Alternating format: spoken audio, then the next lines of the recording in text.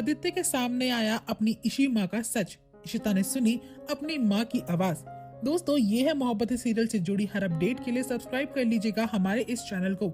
ये मोहब्बतें के इस एपिसोड में देखने को मिलता है जब रमन यहाँ पर रूहान से बातचीत कर रहा होता है। वह बताता है रूहान को यानी कि रूही को, मेरे बेटे के साथ मेरे रिश्ते अच्छे नहीं है।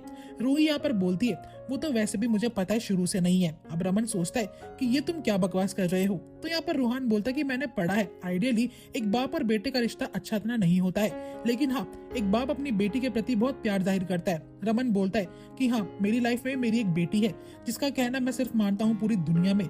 वो मेरे लिए सब कुछ है। She is like my angel, और उसी के चलते मैं आज जी भी रहा हूँ और मेरी हंसी भी उसी से शुरू होती है।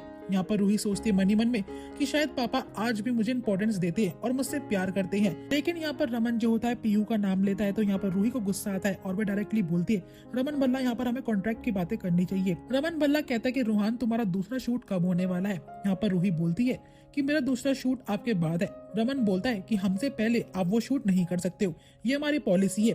अब यहाँ पर रूहान एक सजेशन देता है कि आप मुझे अपना एक्सक्लूसिव भी बना सकते हो डबल पैसा देकर। यहाँ पर रमन बोलता है मैं इस बारे में सोचूंगा, अभी मुझे एक कॉल आ रही है। रमन के जाने के बाद रूही मन ही मन में सोचती है कि आप हो चाहे इशिता हो, उन दोनों को बस पीयू से ही मतलब है, और ये तो मैं चाहता ही हूँ कि मेरे कॉन्ट्रैक्ट के जरिए आप दोनों में से कोई भी एक दूसरे को ना देख पाए। दोस्तों, दूसरी ओर हमें देखने को मिलता है जहाँ पर इशिता हॉस्पिटल में होती है और यहाँ पर तुरंत ही मीका से वे बातचीत कर रही होती है घर वालों के बारे में। मीका के पास कॉल आती है पेरियम्मा की यानी कि इशिता की माँ की, जिसे देखकर इशिता को थोड़ा सा अच्छा फील होता है। यहाँ पर मीका जो होती है अपनी पेरियम्मा से बात करती है। वह मीका को बोलती है कि तुम वहाँ पर कैसी हो और शादी की शॉपिंग अभी तुमने शुरू तो नहीं करी ना। मीका को लगता है कि शायद मुझे इशिता दीदी को उनकी अम्मा की आवाज सुनानी चाहिए, तो वह फोन स्पीकर में डालती है, जहाँ पर कि वह पूछती कि पेरियप्पा कैसे है और सभी घर वालों के बारे में पूछती है। यहाँ पर वह सबकी बातें करती है। इशिता अपनी माँ की आवाज सुनकर काफी ज्यादा इमोशनल हो जाती है और यहीं पर वह रोने लगती है। यहाँ पर मीका की पेरियम्मा पूछती कि रो कौन रहा है। मीका झूठ बोलती है, मुझे अभी इंपॉर्टेंट कॉल आ रही है और मैं बाहर हूँ, मैं आपसे बाद में बात करूंगी। इशिता काफी रोती है। मीका उससे सॉरी बोलती कि मेरी वजह से आपको रोना आ रहा है, लेकिन इशिता बोलती कि नहीं, तुम्हारी वजह से आज मैंने अपनी अम्मा की आवाज इतने सालों बाद सुनी है। इनफैक्ट मुझे काफी ज्यादा खुशी हो रही है उनकी आवाज सुनकर। वह मीका को थैंक्स बोलती है। यहाँ पर इशिता की माँ को लगता है कि शायद उसने किसी अपने की आवाज सुनी है और वह चुपचाप फोन पकड़कर बैठ जाती है। तभी वहाँ पर वंदिता आती है और अपनी अम्मा से पूछती है कि अम्मा क्या हुआ, आप इतनी सैड क्यों, और बाला भी आता है। यहाँ पर बताती है कि पता नहीं ऐसा लगा किसी अपने की आवाज वैसे सुनी हो मैंने। अब यहाँ पर वंदिता जो होती है पेरियम्मा से बोलती है कि माँ, हम आखिरकार मीका का साथ क्यों दे रहे हैं और उसकी शादी में क्यों जा रहे हैं। हम तो जानते हैं रोमी भल्ला परिवार से और ईशू के जाने के बाद हमारा उनसे कोई रिश्ता नहीं है, इसलिए हमें मीका को सपोर्ट नहीं करना चाहिए। बाला जो होता है आर्ग्यू करता और बोलता है कि नहीं वंदिता, हमें मीका को सपोर्ट करना चाहिए और ईशू की जान रोमी की वजह से नहीं गई है, हमें दोनों का सपोर्ट करके उनकी शादी में हाथ बटाना चाहिए।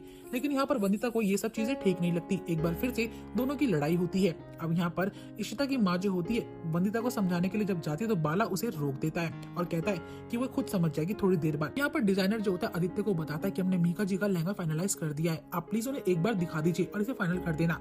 आदित्य बोलता है कि एक बार मेरी चिट्ठी जो है इसे पहन कर देखेंगी, उन्हें पसंद आएगा तो ही मैं फाइनल करूंगा, उससे पहले मुझे उनसे बात करनी पड़ेगी, आखिरकार वो है कहाँ पर।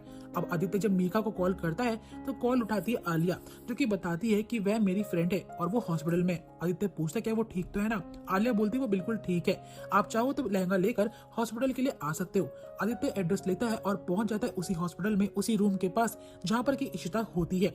जैसे वह रूम के पास जा रहा होता है तो उसे मीका देख लेती है और भागते हुए उसे रोकती है और यहाँ पर आदित्य पूछता है कि क्या हुआ, आप ठीक तो हो ना चिट्टी। यहाँ पर मीका बोलती है आदित्य, मैंने तुम्हें कहा था कि मैं अभी बिजी हूँ, मुझसे मत मिलने आओ, और रही बात लहंगे की, मैं बाद में देख लूंगी। आदित्य बोलता है कि मीका चिट्टी, आपकी शादी बस आने ही वाली है, प्लीज इस लहंगे को ट्राई कर लीजिए, और वह रूम के अंदर घुस जाता है। यहाँ पर मीका डर जाती है, जिस बात का डर था वही हुआ, अगर इसने इशिता को देख लिया तो कहीं बड़ी दिक्कत ना हो जाए। लेकिन आदित्य देखता नहीं है, उल्टा वह रूम खाली होता है। तो यहाँ पर मीका को सांस में सांस आती है और जब आदित्य वो लहंगा मीका को दिखाता है तो उसे काफी ज्यादा पसंद आता है। लेकिन अब यहाँ पर आदित्य पूछता है कि आप हॉस्पिटल में क्या कर रहे हो, क्या देखने के लिए आए हो। मीका बहाना बनाती है और आदित्य की बातों में घूम जाती है। अब यहाँ पर श्रवण अपने दोस्तों के साथ आता है तो उसके दोस्त उसे खेलने के लिए बुलाते हैं। श्रवण को ये थोड़ा अजीब लगता है कि जो दोस्त उसके बारे में पूछते तक नहीं थे आज वो उसे खेलने खेलने के लिए क्यों बुला रहे हैं। श्रवण को अच्छा लगता है कि फाइनली उसके दोस्त उसे खेलने के लिए पूछते हैं।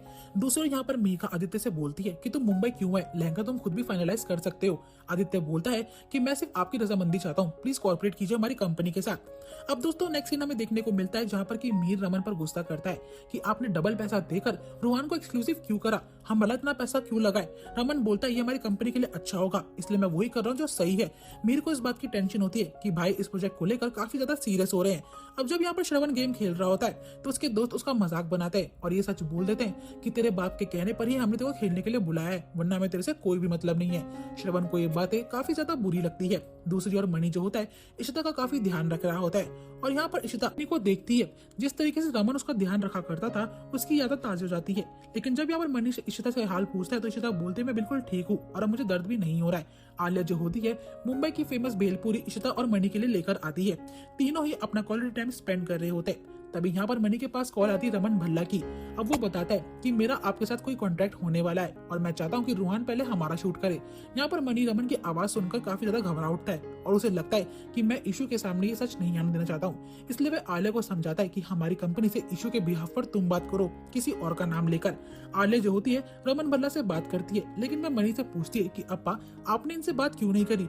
मणि बोलता है बस ऐसे ही, मैं तुम्हें ये सब बाद में बताऊंगा, लेकिन अभी तुम्हें सारा मैटर खुद संभालना होगा। मैं नहीं चाहता कि इशू इन बातों में फंसे। आलिया को डाउट लगता है आखिरकार अप्पा अम्मा को इस चीज से दूर क्यों रख रहे हैं। और दोस्तों यहीं पे एपिसोड एंड हो जाएगा। नेक्स्ट एपिसोड और भी ज्यादा धमाकेदार होगा जहाँ पर कि आदित्य अपनी माँ इशिता को देख लेता है। आई होप दोस्तों आपको वीडियो अच्छी लगी तो वीडियो को लाइक और चैनल को सब्सक्राइब करना बिल्कुल भी ना भूलिएगा।